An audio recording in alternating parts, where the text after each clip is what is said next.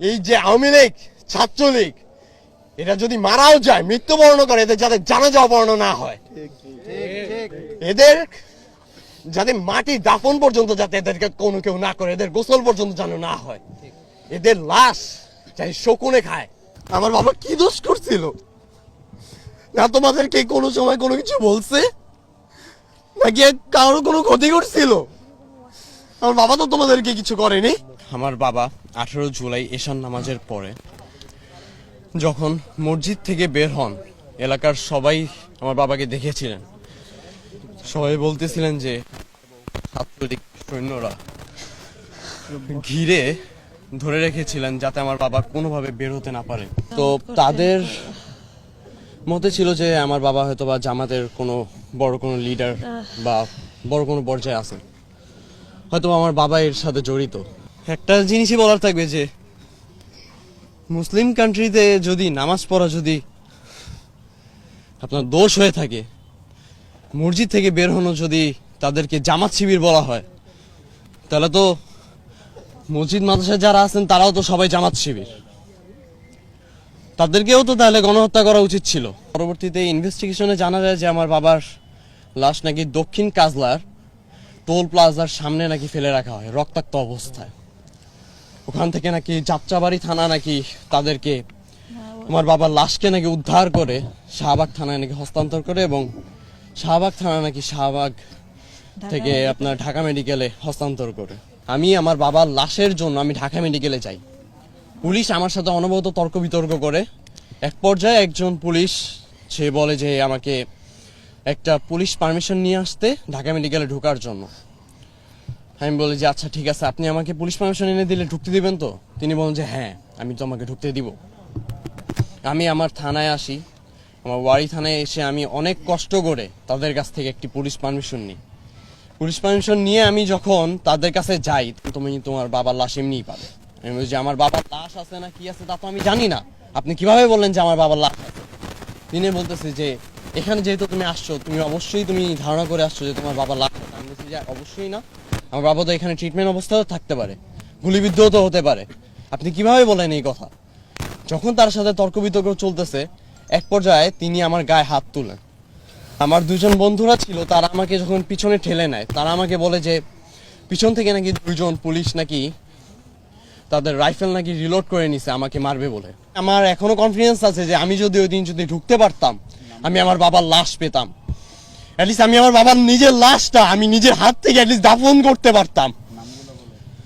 আমার এখনো মনে আছে ওই পুলিশের সাব ইন্সপেক্টরের নামটা কামরুজ্জামান, আমার তার নামটা এখনো স্পষ্ট মনে আছে। তার সাথে আমার তর্ক বিতর্ক হয়েছিল, আর কোনো উপায় না পাই তখন আমি অনেক কষ্ট করে আমাদের ঢাকা বিশ্ববিদ্যালয়ের ফরহাদ ভাইয়ের সাথে আমি দেখা করি। ফরহাদ ভাইয়ার সাথে আমি পরিচালকের রুমে যাই যখন, তখন আমাকে পরিচালক বলে যে যেহেতু তোমার বাবা, আমি তোমাকে এখন বলে দেই, তবে তুমি এই কথাটা গোপন রাখবে, কিন্তু এখন যে সময় তার এই কথাটা গোপন রাখার মতো না। তিনি আমাকে বলেন যে 1000-এর উপরে লাশ হবে, তিনি নাকি আঞ্জুমান মফিদুল ইসলামকে দিয়ে দিয়েছে।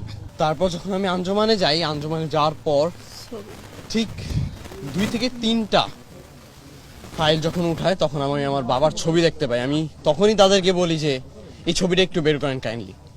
তারা যখন ছবি বের করে, আমি আমার বাবাকে স্পষ্টভাবে চিনতে পারি। ওই দিন আমার বাবা সাদা পায়জামা, সাদা পাঞ্জাবি, আমার এখনো মনে আছে এই পাঞ্জাবিটা। আমার বাবা আমার পাঞ্জাবি ধরে বলছিল যে তোমার পাঞ্জাবিটা তো অনেক সুন্দর, আমার কাছে ভালো লাগছে, আমি তোমার এই পাঞ্জাবিটা পরবো। আমি বলছি যে আচ্ছা পরো।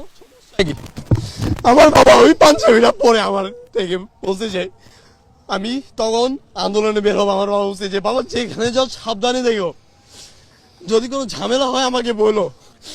আমার কথা হচ্ছে যে আমার বাবা কি দোষ করছিল? না তোমাদেরকে কোনো সময় কোনো কিছু বলছে, নাকি কারোর কোনো ক্ষতি করছিল? আমার বাবা তো তোমাদেরকে কিছু করেনি। তোমরা আমাকে মারছো, আমার এখনো মনে আছে। আমি বাসা থেকে বের হওয়া মাত্র আমাকে নিয়ে যাওয়া হয়েছিল। নিয়ে গিয়ে আমার ছাত্রলীগের কিছু নেতা ছিলেন একজন, তিনি আমাকে ওয়ারিতে নিয়ে গিয়ে আমার র্যাঙ্কিং স্টেজের সামনে আমাকে ফেলে রেখে এসেছিলেন। আমার এখনো মনে আছে, আমাকে আধা ঘন্টা যাবত মারতেন, তারপর আমাকে ঠান্ডা কড়কড়া ঠান্ডা মানে আমাকে খাওয়াতেন। এরপরে আবার মারতেন, মারতে মারতে আমি এক পর্যায়ে অজ্ঞান হয়ে যাই।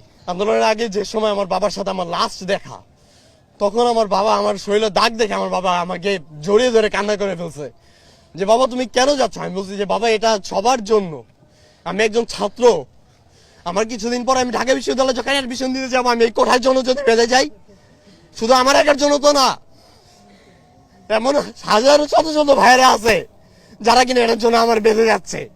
তো আমি কেন চুপ থাকবো? আমি যদি এটার মধ্যে একজন হই, আমার যে ঠিক আছে তুমি একদম সঠিক কথা বলছো, আমি তোমার সাপোর্টে আছি।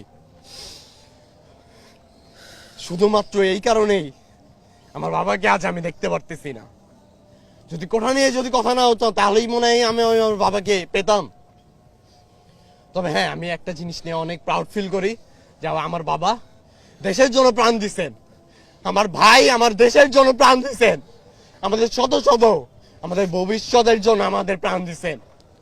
এবং এই ফ্যাসিস্ট সরকার, তাকে আল্লাহ আদৌ পর্যন্ত ক্ষমা করবে কিনা তার কোনো নিশ্চয়তা নেই। আমি চাই এই যে আওয়ামী লীগ, ছাত্রলীগ, এরা যদি মারাও যায়, মৃত্যুবরণ করে, এদের যাতে জানাজা অপহরণ না হয়, এদের যাতে মাটি দাফন পর্যন্ত যাতে এদেরকে কোনো কেউ না করে, এদের গোসল পর্যন্ত যেন না হয়, এদের লাশ চাই শকুনে খায়।